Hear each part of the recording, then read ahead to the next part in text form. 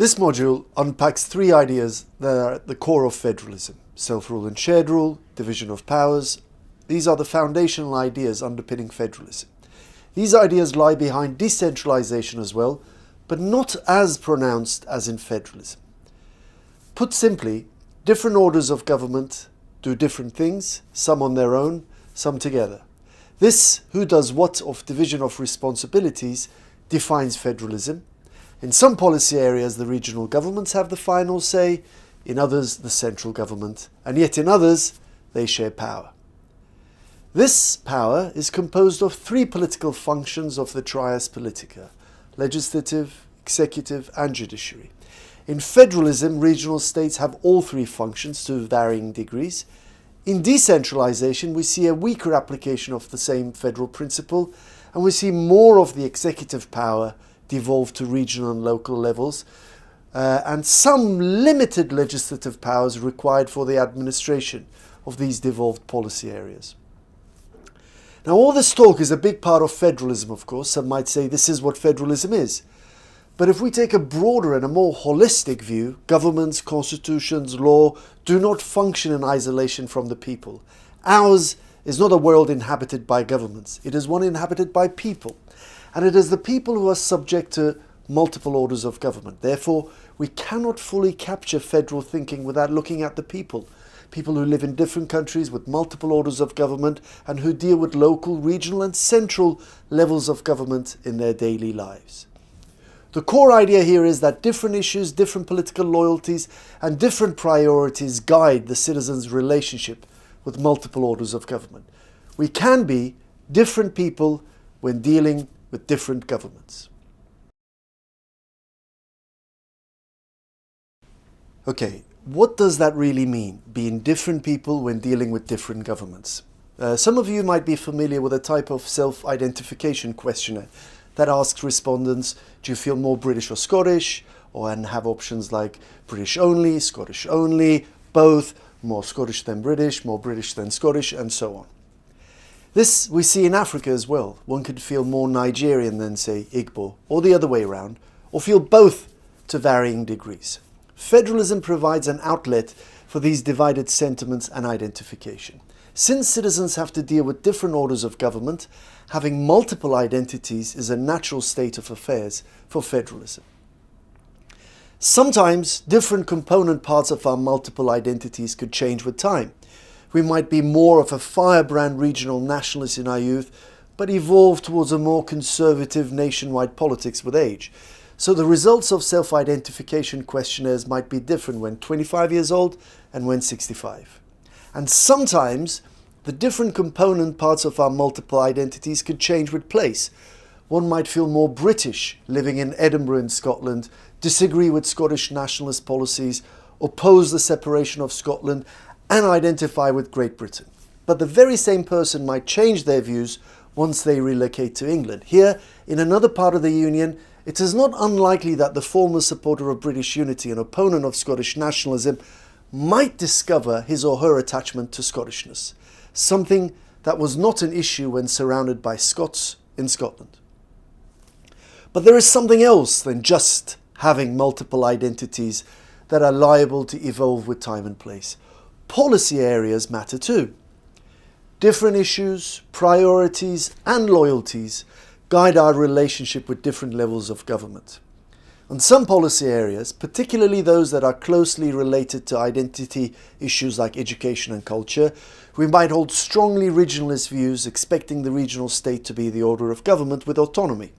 But on, say, natural resources, we might be of the view that these belong to the entire country, regardless of where they are extracted, and therefore some sort of regional equity should be ensured throughout the country through the cooperation of regional states and the centre.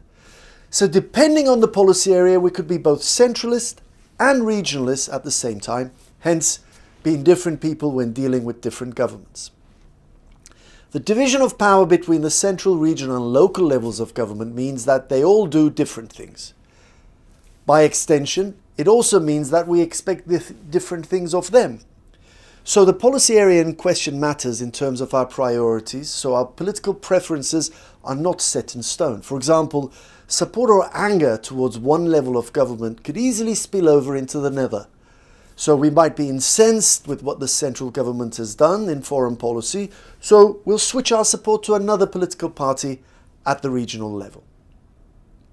Without going too much into electoral behavior and party politics, suffice to say that it is important to remember that our political preferences are not immutable and are likely to change across orders of government, issues and time. Instead of seeing this as a chaotic inconsistency, a more generous view is to see it as an indispensable part of politics in a system defined by multiple orders of government. Political disagreement is an indispensable part of democratic politics, and to expect everything to be defined by consensus can inadvertently lead to the oppressive weight of majority prejudice.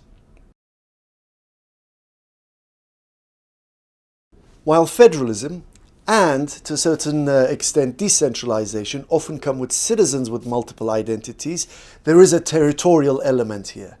The territorially concentrated political identities have more voice than other type of identities. What I mean here is that both federalism and decentralization empower political identities that are territorially concentrated. The regional and local levels of government become venues for these identities. Federalism and decentralization are quite helpless when it comes to political identities that lack such concentration. Neither the regional nor the local government can become the voice. An ethnic group could have a sizable number but might be spread throughout the country, preventing it from translating its demographic strength into political strength. But a much smaller ethnic group might have federal political representation, sometimes proportionally higher than their share of the population, because they live in a compact, cohesive, concentrated territory that is or can become a regional state.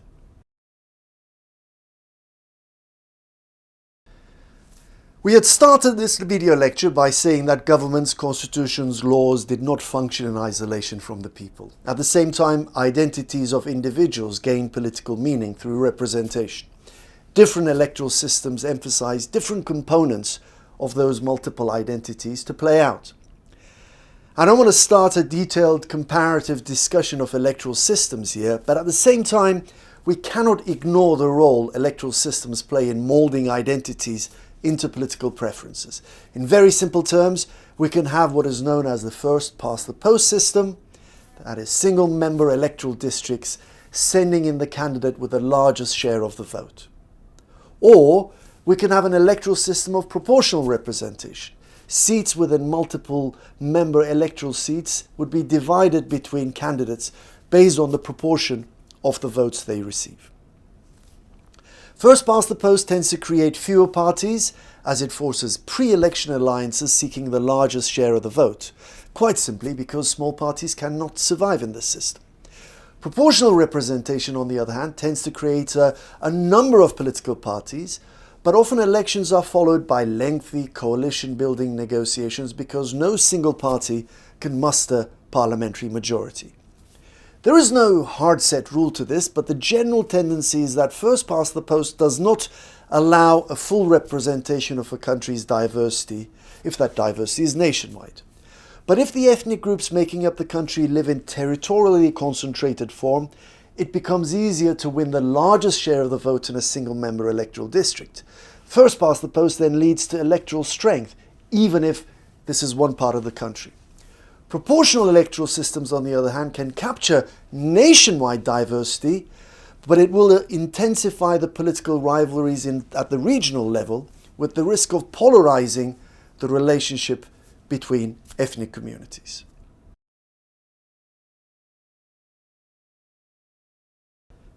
Now, I hope the pieces are starting to come together now. The constitutional division of responsibilities, separation of power, identity politics, electoral systems, party politics, legal systems.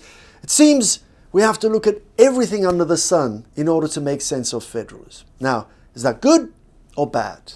Well, I'll have to leave you with that cliffhanger. But do not miss our video overview of Module 2, where we revisit some of these foundational issues that lie at the heart of all this. Until then, a little bit of suspense.